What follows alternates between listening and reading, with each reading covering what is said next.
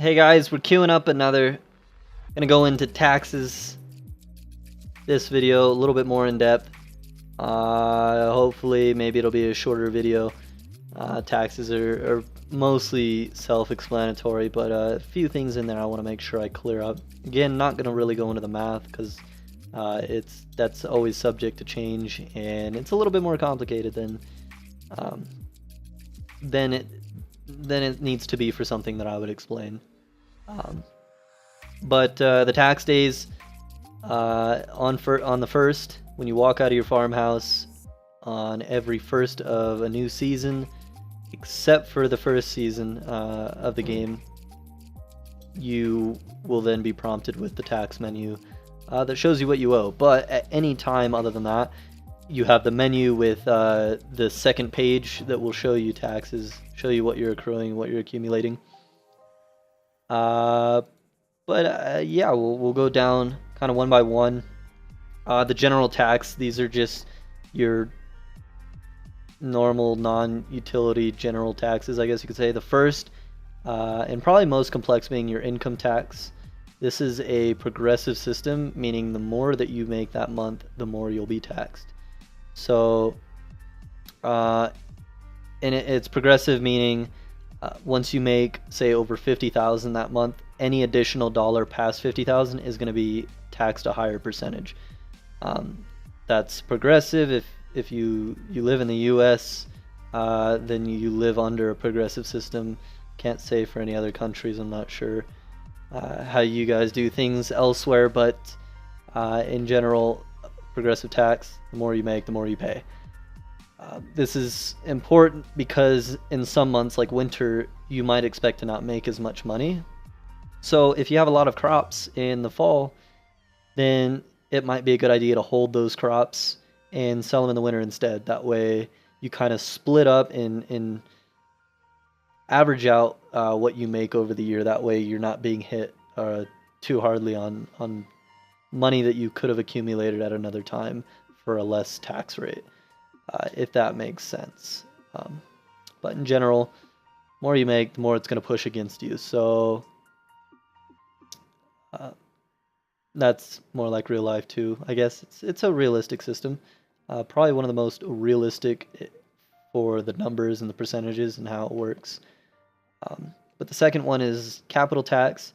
This is a tax on anything and everything that is a machine that makes something.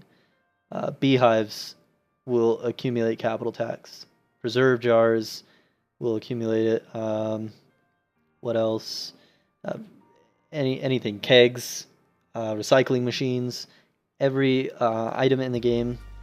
Vanilla items, it will not tax if you have special other modded items, but those will be taxed per each machine per day will be taxed a certain amount of money. And basically this is just kind of to incentivize that you want to make sure you're using them. If you have a preserve jar down, you want to make sure you have something in there. If you don't have crops at the moment to put into them, or like your furnaces, you don't have something to smelt, then you're going to want to put those away and not have them placed, because they will accumulate tax whether you're using them or not. So to get the most effectiveness out, you're going to want to think about that. Building tax. Each building that you add to your farm will have tax to it. So if you add a barn, it's going to cost more in taxes. It's kind of like a property tax. Discount. If you're married, you get a percentage discount on your taxes, a little bit of a tax break, and for each kid, you get a little bit of a tax break. So those are the two discount options. I want to put more into the game in the future. That's a discussion for a different kind of video. And then you have fixed. This is kind of just the tax on your farmhouse, your overall farm. These are fixed taxes that change based on certain factors. Actually, only one factor. The more house upgrades you have, the higher your fixed tax will be. Mostly self-explanatory though.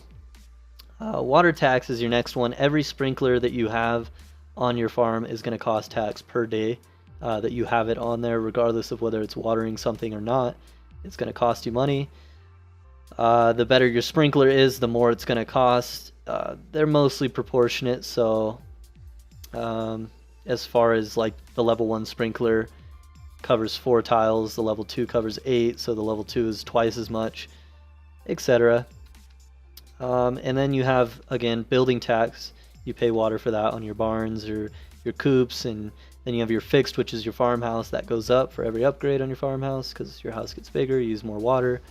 And then electric tax. This I had ideas to do this for like lighting objects, but it didn't make much sense since most of those objects used like gas. It wasn't really electricity, and it was so insignificant that I figured that it would just best be to leave it out. So it's just another factor that is, again, fixed with your farmhouse as well as any additional buildings that you put on. Together, these taxes aren't huge. The capital and the sprinkler taxes, as well as the building taxes, these are just indirect and more creative ways to give you more overhead to the items that you produce. When you make your crop, if you're going to make 50 gold on it, you're not going to make 50 gold because you need to subtract how many days did it take to grow, and it was receiving water from the sprinkler, so you factor out that money, and then if you put it in a keg or a preserve jar, how many days did it have to go through that in capital. These are still kind of insignificant, but they're more to kind of indirectly decrease the profits that you get from crops in another more interactive way. The biggest of the taxes is always going to be your income tax. This is to make sure that if you are making a ton of money, that you're going to be taxed heavily on it, and that's normal and regular within life, and it's going to push you back and make you fight more against it. So check that tab in the menu daily. You want to make sure that you have enough money to account for all of your taxes, because Lewis is going to come down hard on you with the debt penalty. If you are even $1 short of your taxes, then you will have a debt penalty, which is a percentage on how much debt that you're in. So if you're $100 in debt, and it's, I don't know the percentage off the top of my head, if it's 20%, then you're going to owe an additional $20. So this is really, really bad if you go into debt.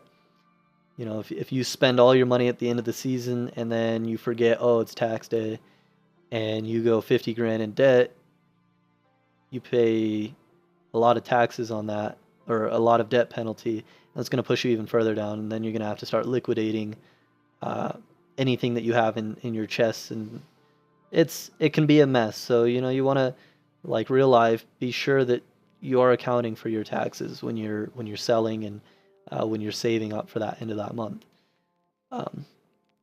It's also a great way to make it so that when you have all this money, a lot of it's going to be taken out, and then you're left with, you know, a lesser handful of it that you can then use to buy your crops for the next season. So it slows down that mass production. And the intention is not to make it grindy, but to give you a little bit of sense of realism, as well as to help strategize, because there are ways to minimize your income tax. Again, like I said, if you're not building, if you're not doing a lot in the winter, you're not going to make as much money, then save some of your crops, sell them in the winter. They're going to be worth more because they'll be out of season. And on top of that, you're going to be able to maintain a lower tax bracket within you know, your other seasons, so you'll save on that. But it's something to think about. And again, it's a pretty straightforward system of what it's intended to do. And I have plans to further design it and make it a little bit more interactive, I guess you could say, in the future. So that's a topic for another video, but I hope that explained it. If you have more questions on taxes, leave them in the comments, drop by the Discord. Let me know. I'm going to be making a couple more videos for these last few systems, and yeah, hopefully again that clears up confusion.